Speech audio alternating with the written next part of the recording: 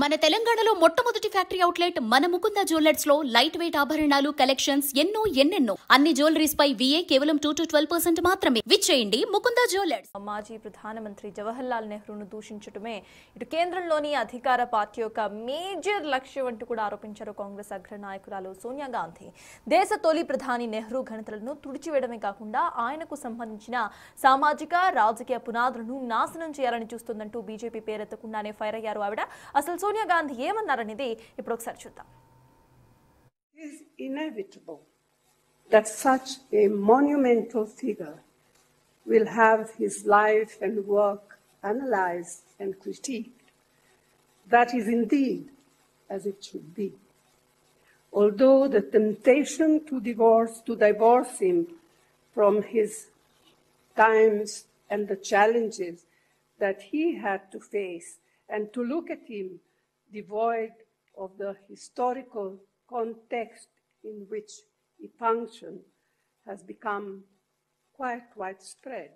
Yet, while we welcome ongoing analysis of his contributions, what is not acceptable is the systematic attempt being made to denigrate, distort, demean, and defame him. The sole objective of this is to not only diminish him as a personality, his universally recognized role in India's independence struggle, and his early decades as a leader of an independent nation challenged by unprecedented problems, but it is also to demolish his multifaceted legacy in a crude and self-serving attempt to rewrite history. In short చెప్పాలంటే క్లియర్గా కూడా ఇటు నెహ్రూ యొక్క హిస్టరీనే చెరిపేయడానికి ఇటు government try చేస్తుంది అంటూ కూడా ఆవిడ వ్యాఖ్యానించారు. ఆవిడ బీజేపీని టార్గెట్ చేస్తూ బీజేపీ పేరెత్తకుండానే మాట్లాడారు. సో దీనికి సంబంధించి will take the analysis. So sir, రీసెంట్గా ఇటు సోనియా గాంధీ మాట్లాడిన ఈ కమెంట్స్ని ఎలా చూడాలంటారు? And what you think about BJP stand? BJP నిజంగానే అలా వ్యవహరిస్తుంది అనుకోవాలా? దాంట్లో అనుమానం ఏంటి, బహిరంగంగానే చెప్తున్నారు కనుక నిజంగానే వివరిస్తుందనే ప్రశ్న ఉత్పన్నం కాదు. ప్రశ్న ఏంటంటే ఎందుకు అలా వివరిస్తుంది అని. సో బీజేపీకి నెహ్రూ పట్ల ఎందుకంత విద్వేషము, ఇది ప్రశ్న. ఎందుకంటే నెహ్రూను విమర్శించకూడదు, విశ్లేషించకూడదని సోనియా గాంధీ కూడా అనలేదు. సోనియా గాంధీ బయటలో చూశారు, మీరు ఎనలైజ్ చేయొచ్చు, క్రిటిక్ చేయొచ్చు, కానీ అభాండాలు వేసి అప్రతిష్ట పాలు చేయొద్దు.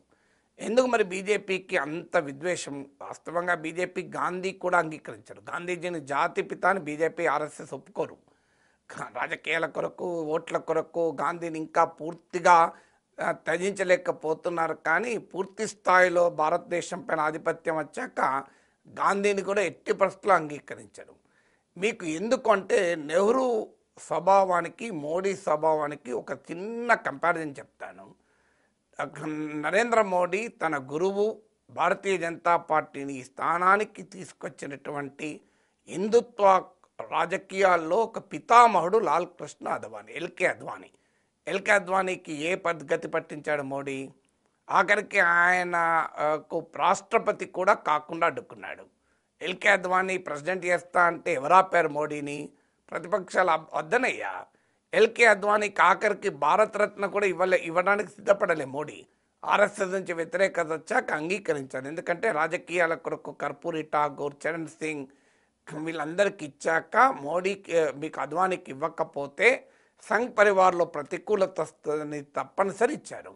సో ఎల్కే అద్వానీ తన స్వహస్తాలతో, తన కష్టంతో భారతీయ జనతా పార్టీని ఈ స్థాయికి నిలిపి నరేంద్ర మోడీ ప్రధానమంత్రి కావటానికి ఆయన అద్వానీ నిర్మించిన బీజేపీ కారణం కదా. అద్వానీ కృషి లేకుండా మోడీ ప్రైమ్ మినిస్టర్ అయ్యేవాడా? కానీ అద్వానీ పట్ల మోడీ వ్యవహరించిన తీరు మనం చూసాం.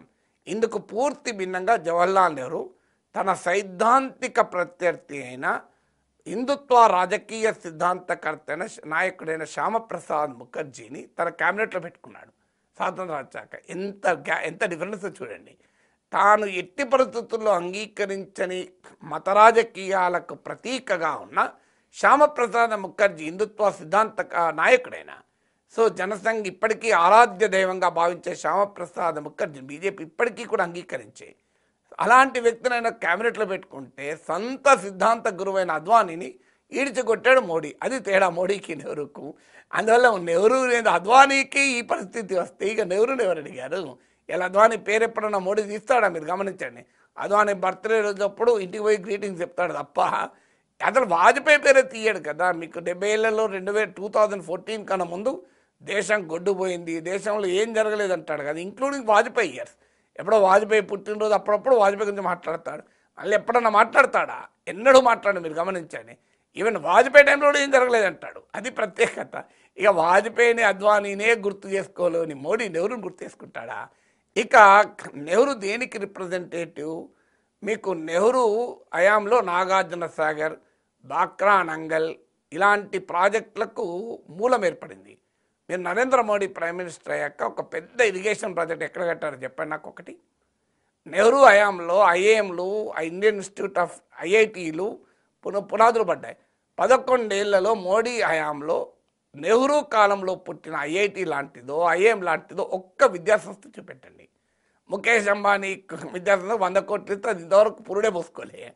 Show me one institution IIT ఐఏఎంలతో పోల్చగలిగినటువంటి ఒక్క ఇన్స్టిట్యూషన్ పేరు చెప్పండి. నెహ్రూ హయాంలో ఎన్ని సైంటిఫిక్ ఇన్స్టిట్యూషన్స్కు సైంటిఫిక్ రీసెర్చ్కు పునాదులు పట్టాయో చూడండి. అలాంటిది ఒక్కటంటే ఒకటి మోడీ హయాంలో ఎన్ని ఏర్పడిందా చెప్పండి. అందువల్ల నెహ్రూ ఇది ఇన్స్టిట్యూషన్ బిల్డర్. మరి నెహ్రూ ఒక గొప్ప స్వాతంత్ర సాంప్రదాయాలను సృష్టించాడు. ఒక డెమోక్రసీ చాలా దశలో ఉండగా దానికి పునాదులు వేశాడు. పార్లమెంటును గౌరవించాడు, ప్రతిపక్షాన్ని గౌరవించాడు. మీకు Narendra Modi leader of the opposition గుర్తించాడు. కానీ నెహ్రూ ఏం చేశాడు? రామ్ మనోహర్ లోహియా మాట్లాడుతుంటే పార్లమెంట్లో ఆయన టైం అయిపోయిందని స్పీకర్ చెప్తే లేచి అధ్యక్ష మా అధికార పార్టీ టైం కూడా ఆయనకే ఇవ్వండి, ప్రతిపక్ష నేతకు. మా వాళ్ళు ఎలాగో మాకు అనుకూలంగా మాట్లాడతారు, మా ప్రతిపక్ష నేత మాట్లాడితే నేను తెలుసుకోదలుచుకున్నాను అని చెప్తాడు. అలాంటి దానికి ఇప్పుడు మోడీ ప్రతిపక్షం పట్ల అనుసరిస్తున్న వైఖరికి ఎంత పోలికే చెప్పండి. ఇక మన నెహ్రూ వారసత్వాన్ని మోడీ ద్వేషించకపోతే ఏం చేస్తాడు? మీకు నెహ్రూ ఒక గొప్ప సెక్యులర్వాది, గొప్ప లౌకికవాది. నరేంద్ర మోడీ ఎట్టి పరిస్థితుల్లో సెక్యులరిజాన్ని అంగీకరించకపోగా సెక్యులరిజాన్ని రాజ్యాంగం నుంచే తొలగించాలి అనే సిద్ధాంతాన్ని బీజేపీ నమ్ముతుంది. అందువల్ల నెహ్రూని ఎట్లా ఒప్పుకుంటుంది? మీకు నెహ్రూ గొప్ప ఆధునిక భావాలకు ప్రతీక.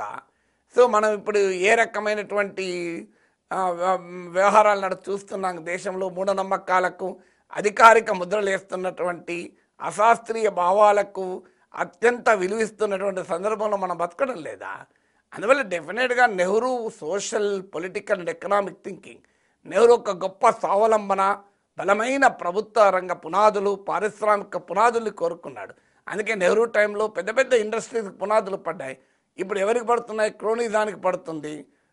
టాటాస్కు ప్రాజెక్ట్ క్లియర్ చేస్తే 757 crore బీజేపీకి విరాళాలు ఇచ్చాడని తాజాగా scroll.in చూశాను నేను. అలాగే మీకు అదానీ వ్యాపారం ఎలా పెరిగిందో మనం చూస్తున్నాం. అదానికి ఎల్ఐసి నుంచి 48,000 కోట్ల రూపాయలు మోడీ ప్రభుత్వం ఇప్పించింది.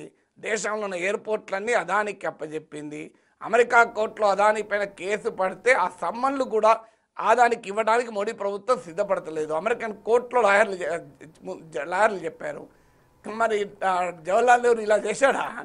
జవహర్లాల్ నెహ్రూ ఒక బలమైన పారిశ్రామిక పునాదులు వేస్తే ఒక క్రోనీ క్యాపిటల్కు పునాదులు వేసి మోడీ ప్రభుత్వంలో పునాదులు పడ్డాయి. అంటే మోడీ ఏం చేయలేదని నేను అనడం లేదు, నెహ్రూతో కంపారిజన్ చెప్తున్నాను. నెహ్రూ హయాంలో డెమోక్రటిక్ ఇన్స్టిట్యూషన్ బలపడ్డాయి. ఇప్పుడు ఏదన్నా బలపడుతున్నాయా? కోర్టులకు జడ్జిని మేమే నియమిస్తామంటున్నారు. సిబిఐని, ఈడీని తమ చేతిలో పావులుగా మార్చుకున్నారు. మీకు వ్యవస్థలన్నిటి పెట్టుకున్నారు. నెహ్రూ ఒక గొప్ప సమాఖ్య స్ఫూర్తికి ప్రతీక. సో మీకు ఫెడరలిజానికి మారుపేరు. నెహ్రూ మోడీ హయాంలో రాష్ట్రాల అధికారులపై నిరంతరం అటాక్ జరుగుతోంది. సో అందువల్ల నెహ్రూ వాల్యూస్ సిస్టానికి పూర్తిగా మోడీ ప్రభుత్వం వ్యతిరేకం. అందుకే నెహ్రూ పట్ల అంత విద్వేషం.